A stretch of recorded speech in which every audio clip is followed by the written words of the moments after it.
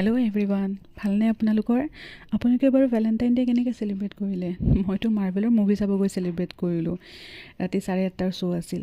চাই লৈ আহি আমি ওলাই আহিলোঁ কিবা এটা খাবৰ কাৰণে। অকল আমি দুজনে নাছিলোঁ, আমাৰ ফ্ৰেণ্ডো আছিল।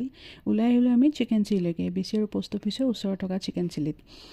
আমাৰ গোটেইকেইটাই ৰুমালী ৰুটি খাব বৰ মন গৈ আছিল, গতিকে তাতেই আহিলোঁ। আমি আমাৰ খানাটো অৰ্ডাৰ দি বাহিৰতে ৰখিব গ'লোঁ, কাৰণ ভিতৰত বহুত বেছি ভিৰ আছিল আৰু তেনেকৈ খাবৰ কাৰণে বেছি জেগাও নাছিল। তাৰপিছত ওলাই আহি আমাৰ অৰ্ডাৰ অহালৈকে আমি চকলেট খালোঁ। খাই লৈ উঠি আমাৰ অৰ্ডাৰ আহিল। গোটেইকেইটাই স্কুটি বাইকতে লৈ তেনেকেই খাৱা ষ্টাৰ্ট দি দিলোঁ। Happy Valentine's Day! Yes, happy Valentine's Day. তাৰপিছত আমি এণ্ড কৰিলোঁ আমাৰ আজিৰ দিনটোৰ পানেৰে। মিঠা পান খালোঁ।